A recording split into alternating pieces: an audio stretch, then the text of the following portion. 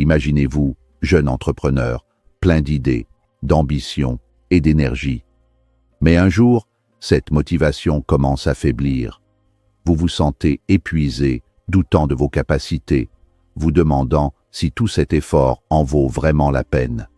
Vous n'êtes pas seul. Même les plus grands entrepreneurs comme Jim Rohn ont connu ces moments où la flamme intérieure vacille. Mais voici la vérité. La motivation n'est pas quelque chose que vous attendez qu'elle vienne à vous, c'est quelque chose que vous devez créer chaque jour. Dans cette vidéo, je vais partager avec vous les stratégies essentielles pour rester motivé, même quand tout semble contre vous. Vous apprendrez comment transformer vos obstacles en opportunités et comment garder votre énergie et votre vision intactes. Restez avec moi jusqu'à la fin, car ces 5 leçons vont transformer votre approche de l'entrepreneuriat et vous donner le coup de boost nécessaire pour continuer à avancer, jour après jour, vers vos rêves. Préparez-vous à découvrir le pouvoir de la motivation durable. Leçon 1. Visualisez votre succès. La visualisation n'est pas une simple rêverie passive. C'est un entraînement cognitif rigoureux qui prépare votre cerveau à reconnaître les opportunités là où d'autres ne voient que des obstacles. Chaque matin, accordez 10 minutes à l'image précise de votre futur moi, créez une empreinte neurologique de la réussite. Ce processus, souvent utilisé par les athlètes de haut niveau, consiste à mobiliser tous vos sens. Ne vous contentez pas de voir votre succès, ressentez la texture de votre nouvel environnement, écoutez les paroles de félicitations de vos pairs et respirez l'odeur du changement accompli. En ancrant ces sensations dans votre présent, vous réduisez l'anxiété liée à l'inconnu et transformez vos aspirations abstraites en une réalité tangible vers laquelle votre esprit tend naturellement. Projetez-vous dans un cycle temporel de 1, 5 et 10 ans pour donner de la profondeur à votre ambition. À 1 an, visualisez la discipline quotidienne et la maîtrise des nouvelles compétences. À 5 ans, imaginez l'impact de votre travail sur votre entourage et votre secteur d'activité.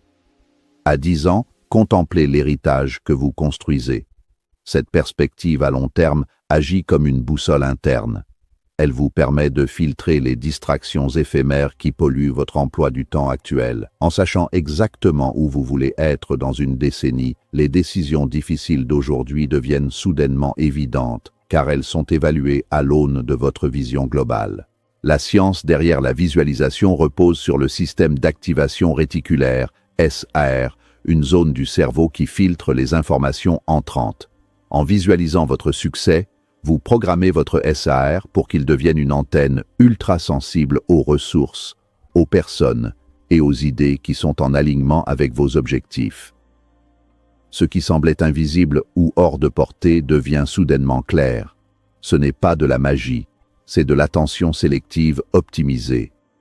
Plus votre image mentale est nette, plus votre capacité à agir avec précision augmente, transformant la détermination en une force de frappe stratégique et constante.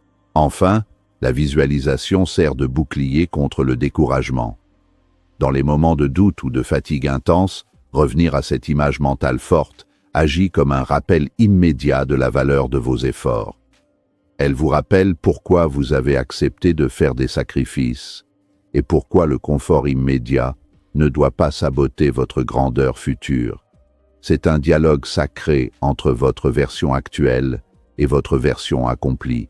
Une promesse que vous vous faites à vous-même chaque matin pour maintenir le feu sacré de l'ambition à une température constante, peu importe la météo extérieure. Leçon 2. Entourez-vous des bonnes personnes.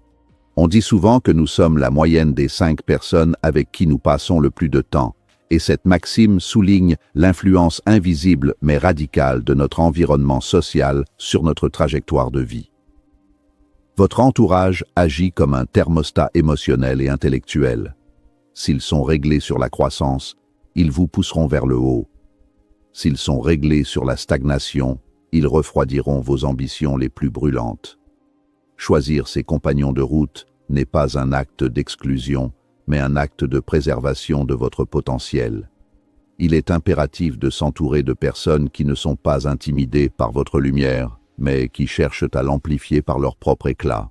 Les mentors jouent un rôle crucial dans cette dynamique.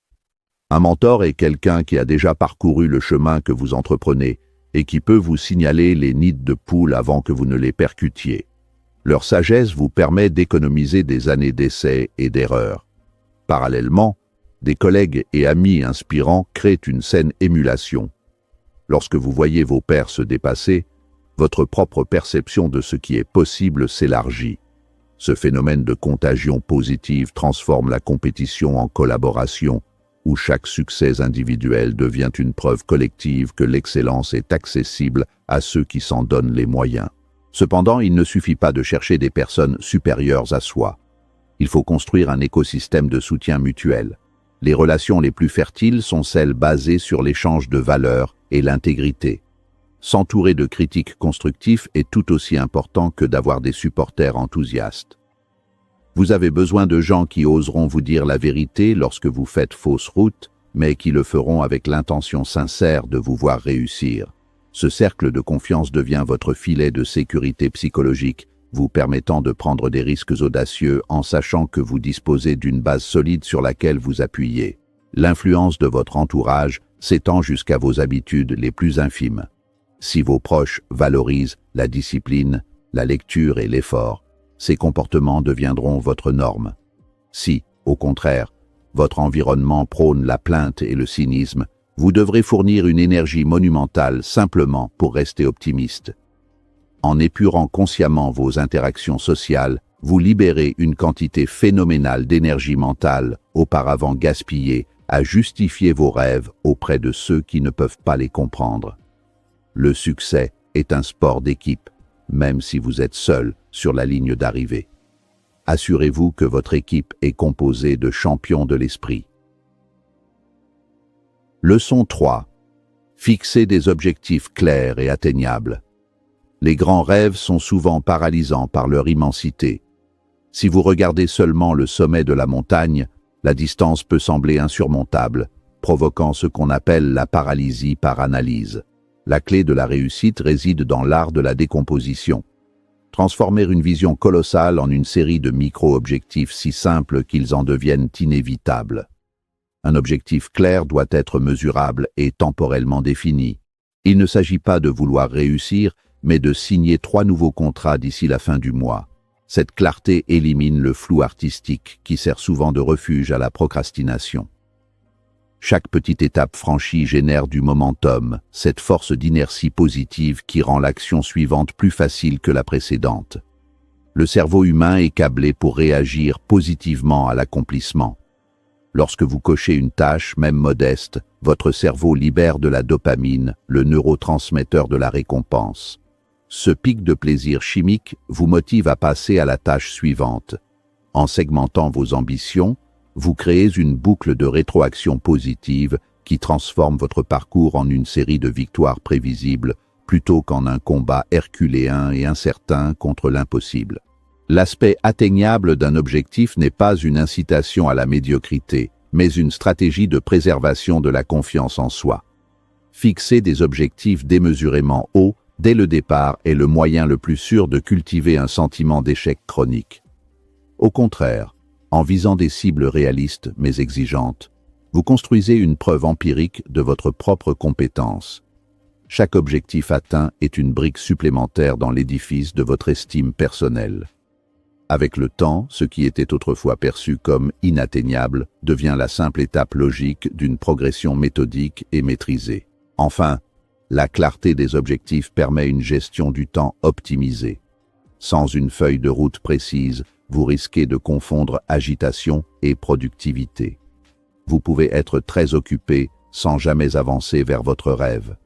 En ayant des objectifs décomposés, chaque heure de votre journée peut être alignée avec une action spécifique.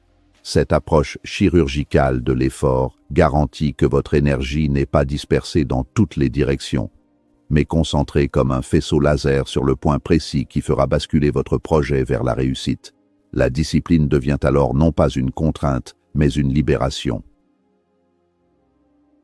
Leçon 4. Apprenez à célébrer les petites victoires. Dans la poursuite acharnée de nos ambitions, nous avons tendance à négliger le présent au profit d'un futur lointain. Pourtant, ne célébrer que l'accomplissement final est une erreur stratégique qui mène droit à l'épuisement professionnel.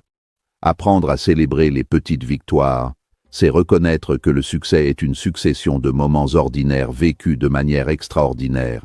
Chaque progrès, aussi minime soit-il, une présentation terminée, un appel difficile passé, une heure de sport effectuée, mérite une forme de reconnaissance. C'est le carburant qui empêche votre moteur interne de s'éteindre avant d'avoir atteint la destination finale. La célébration n'a pas besoin d'être grandiose, elle doit surtout être consciente. Il peut s'agir d'une simple pause café savourée, d'un moment de gratitude partagée ou d'un petit plaisir personnel. L'important est de marquer une pause symbolique entre l'effort et la suite du travail. Cette ponctuation de votre parcours permet de fragmenter la fatigue.